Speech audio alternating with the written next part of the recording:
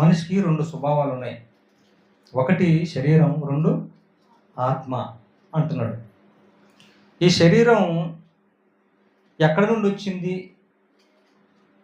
ఎవరిచ్చారు, ఎందుకు చేశారు, ఈ శరీరాన్ని, ఈ దేహాన్ని చేయగలగటానికి కారణం ఏంటి అనే విషయాలు మనిషి తెలుసుకోగలిగితేనండి బైబిల్లో వ్రాయబడిన ప్రతి విషయం కూడా మరి దేవుడు చాలా చక్కగా మనిషికి అర్థమయ్యేటట్టుగానే రాయించాడు. ఈరోజు సమాజంలో ఏమంటున్నారంటే తల్లిదండ్రులే మాకు దేవుడు కాదు అంటున్నారు. అంటే మమ్మల్ని తల్లి గర్భంలో మా అమ్మ నన్ను 9 నెలల పాటు మోసి ఈ భూమి మీద కనినప్పటి నుండి ఆ బిడ్డ పెరిగి పెద్దవాడే ప్రయోజకం చేసే వరకు ఎవరు చూసుకుంటారో ఆలనా పాలన అంటే తల్లిదండ్రులే కదండి. అందుకే వారే మాకు దైవం అని అంటున్నారు.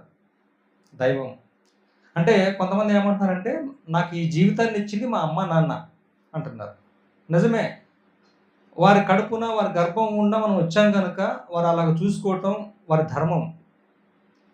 తల్లిదండ్రులుగా తమ కడుపున పుట్టిన బిడ్డను చూసుకోవటం వారి ధర్మం. అది వాస్తవం, కాదనలేము. కానీ వారిని దేవుళ్ళుగా భావించడం తప్పంటున్నాను. ఎందుకు తప్పంటున్నానంటే కేవలం శరీరాన్ని ఈ భూమి మీదకి తేవటంలో పాత్రలుగా ఉన్నారు వాళ్ళు, అంతే. తల్లి గర్భంలోకి ఎప్పుడు వచ్చారు? తల్లి గర్భంలో వాళ్ళకి చేసిన అవయవ నిర్మాణం ఎవరు చేశారు? అవయవ నిర్మాణం చేసిన తర్వాత ఈ భూమి మీద పడ్డ తర్వాత ఆ బిడ్డ బ్రతకాలంటే ఊపిరి కావాలి కదా. ఊపిరి ప్రసాదించింది ఎవరు? ఆ అవయవ నిర్మాణం చేసింది ఎవరు? పోనీ తల్లిదండ్రులు, తండ్రేమో నా పోలికి పుట్టాడు, నా రూపంలో ఉన్నాడు అంటాడు. తల్లేమో లేదు లేదు నా రూపమే, నా ఆకారమే, నాలాగే ఉంది బిడ్డ అని తల్లి అంటది.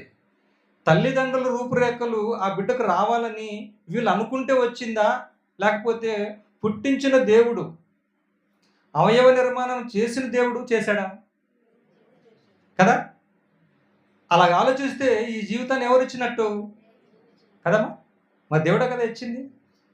పోనీ దేవుడు ఇవ్వలేదు, తల్లిదండ్రులే ఇచ్చారు అనుకుందాం. ఆ బిడ్డ చనిపోతే తిరిగి బ్రతికించగలదా? మరి జీవమును ఇచ్చినవాడు, ఊపిరిచ్చినవాడు, ఆయుష్కాలాన్ని ఇచ్చినవాడు, ఆ బిడ్డ చనిపోతే తిరిగి లేపేవాడు. ఇంత శక్తివంతమైన దేవుడు ఆ గర్భాన్ని, ఆ గర్భఫలాన్ని తల్లిదండ్రుల గర్భాల గుండా ప్రవేశపెట్టిస్తే ఆ జీవితం నేనిచ్చింది అని అనటం అది భావ్యం అంటారా? అది దేవుడే ఇచ్చాడు. శరీరం అనేది ఎవరిచ్చారు? ఒకవేళ తల్లిదండ్రులు నేనే, నా బిడ్డ నేను కన్నాను అన్నా, నువ్వు కనటానికి దేవుడు గర్భఫలంగా స్వాస్థ్యంగా బహుమానం ఇస్తేనే నువ్వు తల్లిదండ్రులు అవుతారు. నువ్వు అమ్మ అని పిలువబడాలన్నా, పురుషుడు నాన్న అని పిలువబడాలన్నా, దేవుడు దయతలిచి వారిద్దరు దాంపత్య జీవితాన్ని దీవించి ఆశీర్వదించి ఒక గర్భఫలాన్ని బహుమానంగా కానీ కానుక కానీ ఇవ్వలేకపోతే వాళ్ళు తల్లిదండ్రులు అవుతారా? అవ్వలేరు. తల్లిదండ్రులు చేసింది ఆయనే, మీకు బహుమానంగా గర్భఫలంగా బహుమానాన్ని ఇచ్చి మీకు బిడ్డను దయచేసి నీకు కొడుకును కూతురు ఇచ్చింది కూడా ఆయనే. మరి ఎవరిచ్చినట్టు ఈ జీవితం? దేవుడే కదా.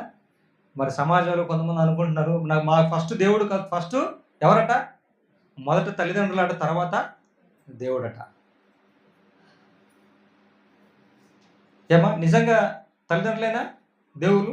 లేక తల్లిదండ్రులను పుట్టించి వారి గర్భం గుండా ఒక బహుమానాన్ని గర్భఫలంగా ఇచ్చిన అతను దేవుడు అంటారా? గర్భఫలం ఇచ్చిన ఆయనే దేవుడు. వాళ్ళు తల్లిదండ్రులు కాకముందు వాళ్ళు కూడా ఎలా పుట్టారు? వారి తల్లిదండ్రుల గర్భాల్లో కూడా దేవుడు ఇచ్చి బహుమానంగానే పుట్టారు వాళ్ళు. గనుక వాళ్ళు ఈరోజు తల్లిగా మారారు, తండ్రిగా మారారు. అది కూడా దేవుడు పెట్టిన నియమం, దేవుడు పెట్టిన పద్ధతి. వివాహం వ్యవస్థలో ఒక పురుషుణ్ణి, ఒక స్త్రీని తయారు చేసి వారి ఇరువురిని ఏకం చేసి వారిరువు ఏకం అవటం ద్వారా పిల్లలకనే ప్రాసెస్ని పెట్టింది ఎవరు? మనుషులేమని పెట్టుకున్నారా? లేదు కదా. ఎవరు పెట్టారు? దేవుడే పెట్టాడు. అందుకే దేవుడు ఇచ్చిన ఈ ఆకారం, ఈ శరీరం మనందరికీ తెలుసు. క్రైస్తవులుగా మనకు మాత్రమే తెలుసు ఈ శరీరం ఎందుకుందో, దీన్ని నడిపిస్తున్న ఆత్మ ఎందుకుందో, ఈ శరీరము ఆత్మల కలయికలో ఉన్న మనిషి అని పిలువబడే ఈ మనిషి జీవితం దేవుడిచ్చిందని, ఇచ్చిన ఈ జీవితం దేవుని కొరకు వినియోగించాలని, అలా వినియోగించగలిగితే తిరిగి మరొక జీవితాన్ని పొందుతారని చెప్పింది మాత్రం బైబిల్.